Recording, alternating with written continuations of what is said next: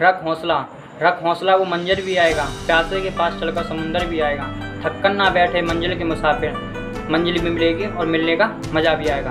तो चलिए, मैं मनोज कुमार आपके अपने YouTube channel study A to Z में आप सभी का स्वागत करता हूं। तो कल मैंने एक क्वेश्चन दिया था कि मानव शरीर की रसायनशाला किसे कहते हैं। तो आंसर होगा यकृत, यानी लीवर को मानव शरीर की रसायनशाला कहते हैं। तो जीके का कल हमने पार्ट 5 क्लियर किया था, तो आज हम पार्ट जीके का 6 पढ़ेंगे। तो पहला क्वेश्चन है कि हाल ही में किस राज्य सरकार ने मुख्यमंत्री कोविड-19 विधवा सहायता योजना स्टार्ट की है। तो इसका आंसर होगा असम राज्य सरकार ने मुख्यमंत्री कोविड-19 विधवा सहायता योजना स्टार्ट की है। तो इस योजना का उद्देश्य क्या है? इस योजना का उद्देश्य कि कोविड-19 की वजह से जिस किसी महिला के पति का निधन हुआ है, तो उस विधवा महिला को 2.5 लाख रुपए की एक मुफ्त सहायता योजना दी जाएगी। तो असम राज्य में प्रेजेंट में मुख्यमंत्री कौन है? तो आंसर होगा हेमंत बिस्वा शर्मा, जो कि 15वें नंबर के मुख्यमंत्री हैं। असम राज्य अलग राज्य के रूप में किस वर्ष आया? तो 26 नवंबर 1950 को असम राज्य अलग राज्य के रूप में इसका गठन हुआ। नेक्स्ट क्वेश्चन है कि शिशु सेवा योजना किस राज्य सरकार ने स्टार्ट की है? तो आंसर होगा असम राज्य सरकार ने शिशु सेवा योजना स्टार्ट की है। नेक्स्ट, कोविड फतेह योजना किस राज्य सरकार ने स्टार्ट की है? तो आंसर होगा पंजाब। नेक्स्ट, अंकुर योजना किस राज्य सरकार ने स्टार्ट की है? आंसर होगा MP। नेक्स्ट, हौसला योजना किस राज्य सरकार ने स्टार्ट की है? तो आंसर होगा जम्मू कश्मीर। नेक्स्ट, मिशन हौसला किस राज्य सरकार ने स्टार्ट की है? तो आंसर होगा उत्तराखंड की पुलिस के द्वारा मिशन हौसला योजना स्टार्ट की गई है। नेक्स्ट, महतारी दुलार योजना किस राज्य सरकार ने स्टार्ट की है? तो आंसर होगा छत्तीसगढ़। नेक्स्ट, चिरंजीवी योजना किस राज्य सरकार ने स्टार्ट की है?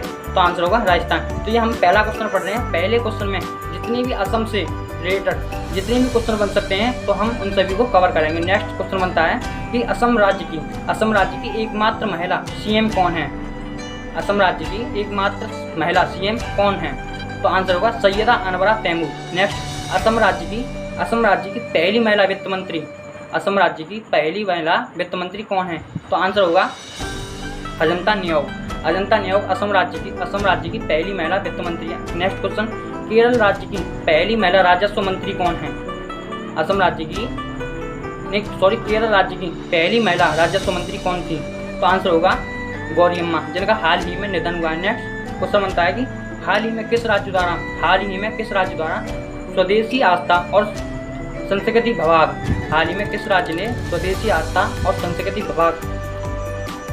विभाग बनाने की घोषणा की है? तो आंसर होगा असम राज्य सरकार ने स्वदेशी आस्था और संस्कृति विभाग बनाने की घोषणा की है। नेक्स्ट, कि हाल ही में किस राज्य में मंदारिन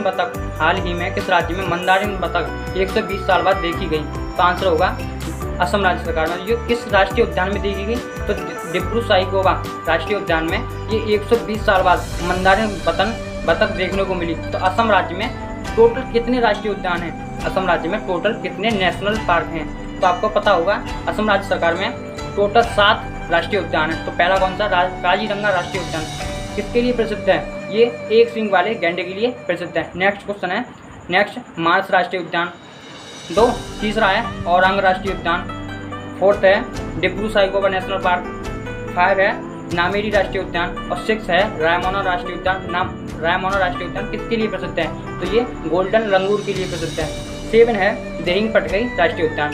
तो आपसे अगर पूछ लिया जाए कि असम राज्य में नए 2 नवीनतम राष्ट्रीय उद्यान कौन से हैं? तो आंसर होगा रायमोना राष्ट्रीय उद्यान और देहिंग पटकाई राष्ट्रीय उद्यान। नेक्स्ट क्वेश्चन बनता है इसी में से कि डिब्रू से सादिया तक ब्रह्मपुत्र नदी पर कौन सा राष्ट्रीय जलमार्ग स्थित है? तो आंसर होगा राष्ट्रीय जलमार्ग 2 नेशनल वाटरवे 2 स्थित है, जो कि असम राज्य में स्थित है ब्रह्मपुत्र नदी पर डिब्रू से सादिया तक। तो नेक्स्ट क्वेश्चन बनता है कि नेशनल वाटरवे फर्स्ट किस राज्य में है और ये किस नदी पर है? तो ये प्रयागराज में स्थित है, गंगा नदी पर। प्रयागराज से हल्दिया तक गंगा नदी पर नेशनल वाटरवे फर्स्ट स्थित है। ये भारत का सबसे बड़ा नेशनल वाटरवे भी है। नेक्स्ट क्वेश्चन है कि आधुनिक असम के संस्थापक किसे कहा जाता है? तो आंसर होगा गोपीनाथ बारदोलाई को आधुनिक असम के संस्थापक कहा जाता है। नेक्स्ट क्वेश्चन बनता है कि भूपेन हजारिका पुल किस नदी पर स्थित है? भूपेन हजारिका पुल किस नदी पर स्थित है? आंसर होगा लोहित नदी पर भूपेन हजारिका पुल स्थित है। तो भूपेन हजारिका जी के बारे में हम थोड़ा डीपली में पढ़ते हैं कि भूपेन हजारिका जी का संबंध किस राज्य से है। तो इनका संबंध असम राज्य से है। इन्हें 2019 में भारत रत्न से सम्मानित भी किया गया है। इनका एक प्रसिद्ध गाना है, इनका एक फेमस गाना है कि मेरा दिल हुम हुम करे। इनका ये प्रसिद्ध गाना है। आपका प्रसिद्ध गाना कौन सा है? आप कमेंट सेक्शन में जरूर बताएं। नेक्स्ट क्वेश्चन की तरफ बढ़ते हैं कि ये सिंगर भी रह चुके हैं, ये डायरेक्टर और ये एक्टर भी रह चुके हैं। कि नेक्स्ट क्वेश्चन, ढोला सादिया पुल का नाम बदलकर क्या कर दिया गया है? ढोला सादिया पुल का नाम बदलकर क्या कर दिया गया है? तो आंसर होगा भूपेन हजारिका पुल ढोला सादिया पुल का नाम बदलकर कर दिया गया है। सेकंड क्वेश्चन की तरफ चलते हैं। तो हमने फर्स्ट क्वेश्चन में जितने भी क्वेश्चन कवर किए वो कर लिए। अब सेकंड क्वेश्चन की तरफ चलते हैं। सेकंड नंबर क्वेश्चन है, times person of the year 2020 किसे दिया गया है? Times person of the year 2020 किसे दिया गया है? तो आंसर होगा जो बाइडेन और कमला हैरिस को। तो जैसा कि जो बाइडेन यूएसए के प्रेजेंट में राष्ट्रपति हैं और कमला हैरिस यूएसए में प्रेजेंट में वाइस प्रेसिडेंट हैं। तो जो बाइडेन 46वें नंबर के राष्ट्रपति हैं और कमला हैरिस 49 नंबर की वाइस प्रेसिडेंट यानी कि उपराष्ट्रपति हैं। इन्होंने शपथ कब ली थी? जो बाइडेन और कमला हैरिस ने शपथ कब ली थी? तो 20 जनवरी को इन्होंने शपथ ली थी। Next question, times person of the year 2019 किसे दिया गया? Times person of the year 2019 किसे दिया गया? आंसर होगा ग्रेटा थनबर्ग। ये स्वीडन के रहने वाले हैं। Next, times kid of the year 2020 किसे दिया गया? Times kid of the year 2020 किसे दिया गया? तो आंसर होगा गीतांजलि राव को times kid of the year 2020 से सम्मानित किया गया। नेक्स्ट क्वेश्चन की तरफ चलते हैं। थर्ड क्वेश्चन की तरफ। तीसरा क्वेश्चन है कि देश की सबसे कम उम्र की महिला पायलट कौन है? आंसर होगा आयशा अजीज, जो कि 25 ईयर की हैं। ये देश की सबसे कम उम्र की महिला पायलट है। नेक्स्ट फोर्थ क्वेश्चन की तरफ चलते हैं कि 1 जून 2021 को किस देश ने अपनी पहली कोविड वैक्सीन जिसका नाम है पाकवैक लॉन्च की? 1 जून 2021 को किस देश ने अपनी पहली वैक्सीन पाकवैक को लॉन्च किया? तो आंसर होगा पाकिस्तान ने अपनी पाकवैक वैक्सीन को लॉन्च किया। जैसा कि जून तक 50 से 60% कोविड समाप्त हो ही गया था, तो पाकिस्तान इस समय अपनी पाकवैक वैक्सीन लॉन्च की। और ये वैक्सीन का निर्माण किस देश ने किया? तो आंसर होगा चाइना। तो चाइना ने किया है और चाइना की वैक्सीन है। तो इसका ये भी नहीं पता कि ये वैक्सीन कारगर कोविड-19 में कारगर है भी कि नहीं है भी। तो इसका चाइना का माल का कोई भरोसा नहीं होता। तो दैट्स ऑल। नेक्स्ट क्वेश्चन की तरफ बढ़ते हैं कि नहरों का देश किसे कहा जाता है? तो आंसर होगा पाकिस्तान को नहरों का देश कहा जाता है। जैसा कि हम फोर्थ क्वेश्चन पढ़ रहे हैं, फोर्थ क्वेश्चन में वैक्सीन से संबंधित जितने भी क्वेश्चन बन सकेंगे वो सारे हम कवर करेंगे। तो नेक्स्ट क्वेश्चन की तरफ बढ़ते हैं कि 16 जनवरी 2021 को भारत में कोविड के लिए वैक्सीनेशन स्टार्ट कर दिया गया था। 16 जनवरी 2021 को भारत में वैक्सीनेशन स्टार्ट कर दिया गया था। और पहला वैक्सीन किसे लगाया गया? क्वेश्चन बनता है पहला वैक्सीन किसे लगाया गया? तो आंसर होगा मनीष कुमार को भारत में पहला वैक्सीन लगाया गया। नेक्स्ट क्वेश्चन, कोविन क्या है? What is the CoWIN? COWIN, what is the CoWIN? तो कोविन एक प्लेटफॉर्म है जहाँ पर वैक्सीनेशन संबंधित आपको सारी संबंधित इससे जो भी बातें हैं वो सारी बताई जाएंगी। नेक्स्ट क्वेश्चन की तरफ बढ़ते हैं। मिशन इंद्रधनुष का संबंध किससे है? तो आंसर होगा वैक्सीनेशन से यानी कि टीकाकरण से। मिशन इंद्रधनुष योजना का संबंध ये स्टार्ट कब से हुई? मिशन इंद्रधनुष योजना स्टार्ट कब से हुई? आंसर होगा 25 दिसंबर 2014 से मिशन इंद्रधनुष योजना स्टार्ट की गई। नेक्स्ट क्वेश्चन, इंद्रधनुष योजना का संबंध किससे है? तो आंसर होगा बैंकिंग सुधार। अगर मिशन इंद्रधनुष का संबंध किससे है तो ये होगा वैक्सीनेशन। और मिशन योजना का संबंध बैंकिंग सुधार से है। नेक्स्ट क्वेश्चन की तरफ बढ़ते हैं कि टीका उत्सव का आयोजन कब किया गया? तो 11 अप्रैल से लेकर 14 अप्रैल तक टीका उत्सव का आयोजन किया गया। ये 11 अप्रैल से 14 अप्रैल तक ही क्यों मनाया गया? तो 11 अप्रैल को ज्योतिबा फुले जयंती मनाई जाती है और 14 अप्रैल को डॉक्टर भीमराव अम्बेडकर जयंती मनाई जाती है। जैसा कि 11 अप्रैल को ज्योतिबा फुले जयंती बनाई जाती है। तो ज्योतिबा फुले की एक फेमस बुक है, आपको उसको बताना है। नेक्स्ट क्वेश्चन, कोवैक्सीन क्या है? तो अब तक भारत में कितनी वैक्सीन आ चुकी हैं और कितनी लगाई जा रही हैं, किस नंबर की, और ये कौन कौन से डोज की हैं, कि ट्रिपल डोज है, फर्स्ट डोज है, सिंगल डोज है, डबल डोज है, तो वो सारी बातें क्लियर करेंगे। तो फर्स्ट वैक्सीन है कोवैक्सीन। तो आपको पता है कि ये डबल डोज वैक्सीन है और ये भारत बायोटेक कंपनी के द्वारा, जो कि हैदराबाद में स्थित है, उसके द्वारा बनाई जा रही है। भारत बायोटेक कंपनी के द्वारा बनाई जा रही है। तो ये डबल डोज वैक्सीन है। नेक्स्ट सेकंड वैक्सीन है कोविशील्ड। ये भी डबल डोज वैक्सीन है और ये सीरम इंस्टीट्यूट पुणे के द्वारा बनाई जा रही है, जो कि पुणे में स्थित है, ये इसके द्वारा बनाई जा रही है। और तीसरी वैक्सीन है स्पुतनिक वी। ये देश की पहली मान्यता प्राप्त वैक्सीन है। देश की पहली मान्यता प्राप्त स्पुतनिक वी वैक्सीन है, जो कि रशिया के द्वारा इसका निर्माण किया गया। फोर्थ वैक्सीन है स्पुतनिक लाइट। ये सिंगल डोज वैक्सीन हो सकती है। ये भी रशिया के द्वारा बनाई जा रही है। ये रशिया के द्वारा डेवलप की जा रही है। और हमारे पास पांचवी वैक्सीन है जायकॉव डी वैक्सीन। ये ट्रिपल डोज वैक्सीन है। ये किस नंबर की वैक्सीन है? ये ट्रिपल डोज वैक्सीन है, जो कि इसे मंजूरी अभी तक मंजूरी नहीं मिली है। लगता है इसे मंजूरी मिल भी सकती है। ये वैक्सीन किस पर आधारित है? ये वैक्सीन क्वेश्चन पूछता है कि जायकॉव डी वैक्सीन किस पर आधारित है? तो ये डीएनए पर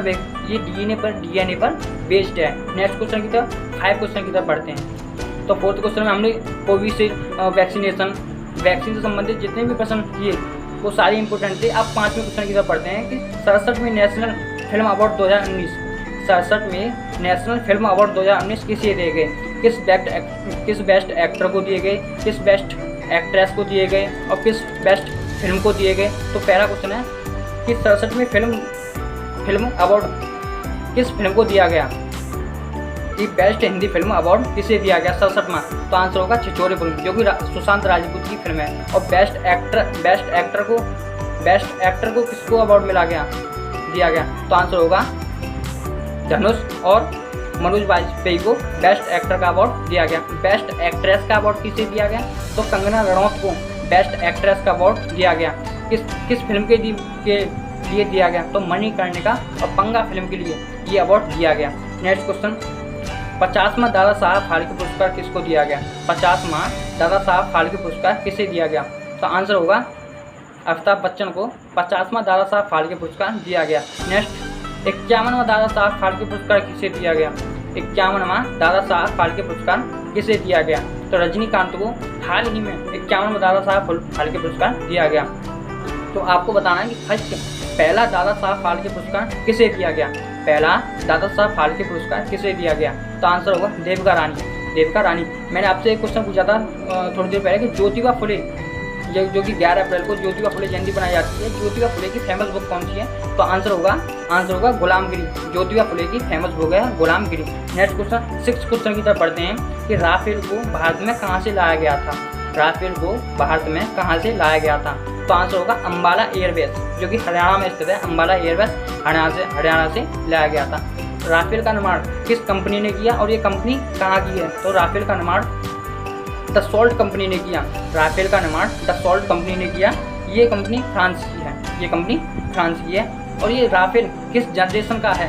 तो राफेल 4.5G जनरेशन का है। नेक्स्ट 7 क्वेश्चन बनता है। 7वां क्वेश्चन है सार्क यानी दक्षिण का मुख्यालय कहाँ पर स्थित है? सार्क यानी दक्षिण का मुख्यालय कहाँ पर स्थित है? तो आंसर होगा काठमांडू नेपाल में सार्क दक्षिण का मुख्यालय स्थित है। इसमें मेंबर कितने हैं? तो इसमें 8 मेंबर हैं। इसमें कितने मेंबर हैं? इसमें 8 मेंबर हैं। नेक्स्ट क्वेश्चन की तरफ पढ़ते हैं। आसियान का हेडक्वार्टर कहाँ पर है? तो इसका आंसर होगा जकार्ता, इंडोनेशिया में आसियान का हेडक्वार्टर है। आसियान में कितने मेंबर हैं? तो आंसर होगा 10 मेंबर आसियान में हैं। क्या भारत आसियान में शामिल है? क्या भारत आसियान का मेंबर है? तो बिल्कुल नहीं, भारत आसियान का मेंबर नहीं है। नेक्स्ट क्वेश्चन की तरफ पढ़ते हैं। नेक्स्ट क्वेश्चन कहता है 9 कि वज्र तूफानों का देश किसे कहा जाता है? तो आंसर होगा भूटान को। भूटान की राजधानी थिम्पू है। भूटान को ही वज्र तूफानों का देश कहा जाता है। नेक्स्ट क्वेश्चन 10 क्वेश्चन की तरफ पढ़ते हैं कि काला पानी और लिपू लेक स्थान किन 2 देशों के मध्य विवादित है? काला पानी और लिपू लेक विवाद किन 2 देशों के मध्य विवादित है? तो आंसर होगा इंडिया और नेपाल। नेपाल इतूसा देश है। अगर भारत को गुस्सा भी आ गया ना तो एक लात के मारे नेपाल को उड़ा देगा। और ये नेपाल एक दूसरा देश है, फिर भी लड़ता झगड़ता रहता है। तो काला पानी और लिबू लेक स्थान किन दो देशों के मध्य विवादित है? तो आंसर होगा इंडिया और नेपाल के बीच विवाद। अगर उत्तर प्रदेश वालों को भी भेज दिया ना नेपाल से लड़ने तो नेपाल भाग जाएगा। तो नेक्स्ट क्वेश्चन की तरफ पढ़ते हैं। चलो छोड़िए 11वें क्वेश्चन की तरफ। वर्तमान में भारतीय ओलंपिक संघ IOA के अध्यक्ष कौन हैं? तो आंसर होगा नरेंद्र बत्रा किसी और के भी महासंघ के अध्यक्ष हैं? तो हाँ, ये इंटरनेशनल हॉकी महासंघ के अध्यक्ष भी हैं नरेंद्र बत्रा। तो ये ओलंपिक, जैसा कि आपको पता है कि ओलंपिक होने वाले हैं 23 जुलाई 2021 से 8 अगस्त 2021 तक वो इंटरनेशनल ओलंपिक होने वाले हैं, टोक्यो ओलंपिक होने वाले हैं। तो ये चर्चा में कौन आ गए? ये ओलंपिक चर्चा में क्यों आ गया? तो चर्चा में तो आने वाला है क्योंकि जबकि मतलब टोक्यो ओलंपिक होने वाले हैं 23 जुलाई से। क्या 23 जुलाई आ गई तो चर्चा में तो रहेंगे ही। आपको पता है कि ओलंपिक से अगस्त के बाद जितने भी एग्जाम होंगे ओलंपिक से एक ना एक क्वेश्चन पूछा ही जाएगा। सो इसलिए प्लीज़ कंसल्टेशन कीजिए ओलंपिक पे। तो 23 जुलाई 2021 से और 8 अगस्त 2021 तक ओलंपिक चलने वाले हैं। तो क्वेश्चन पढ़ते हैं कि चर्चा में क्यों आया? चर्चा में इसलिए आ गया क्योंकि भारत की तरफ से खिलाड़ियों का दल जाने वाला है। तो भारत की तरफ से खिलाड़ियों का दल नहीं, यानी कि बब्बर शेरों का दल जाने वाला है। इस बार टोक्यो ओलंपिक को भारत वाले जीत के ही आएंगे। तो चलिए, तो चर्चा में क्यों आया? क्योंकि हमारी तरफ से यानी कि भारत की तरफ से खिलाड़ियों का दल जाने वाला है। तो कितने खिलाड़ी जाएंगे? तो 228 में मेंबर जाएंगे, 228 खिलाड़ी इसमें जाएंगे।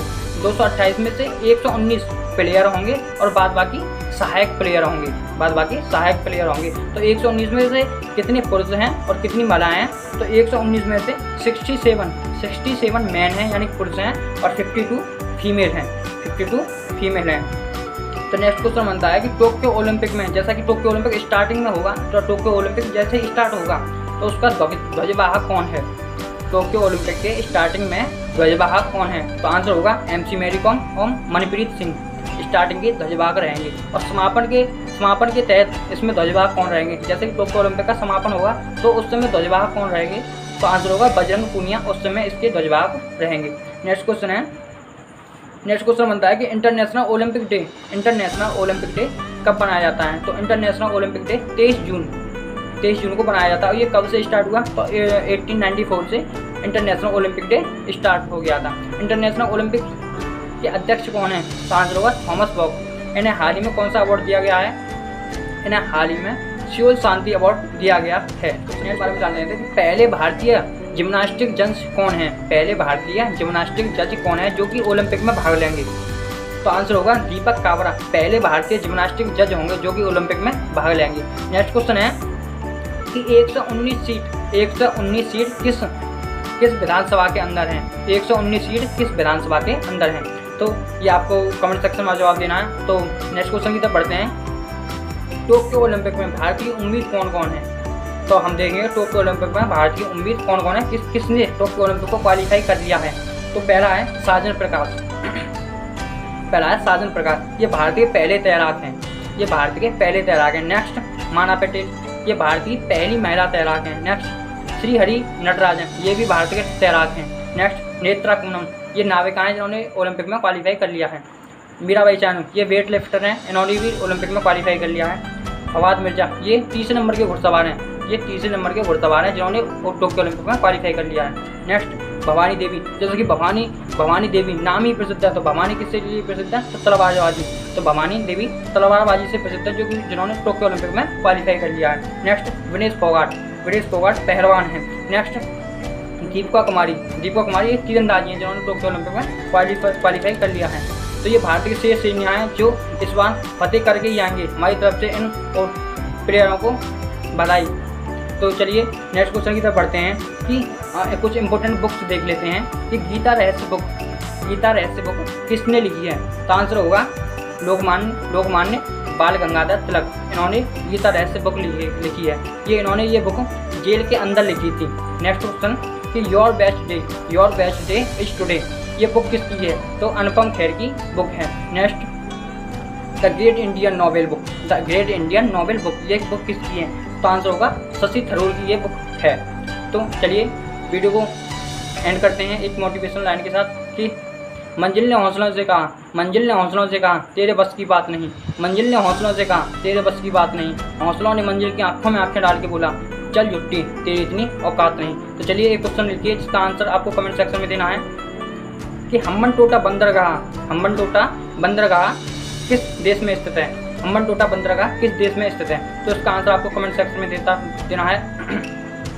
तो मैंने क्वेश्चन पूछा था कि 119 सीट किस विधानसभा के अंदर है?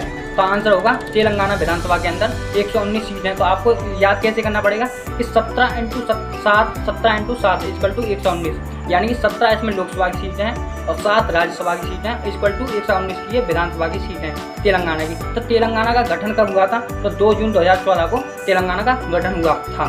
तो आई होप आपको वीडियो अच्छा लगा होगा। अगर वीडियो अच्छा लगा तो प्लीज़ सब्सक्राइब, शेयर और लाइक जरूर करें। तो चलिए मिलते हैं अगली वीडियो में। जय हिंद।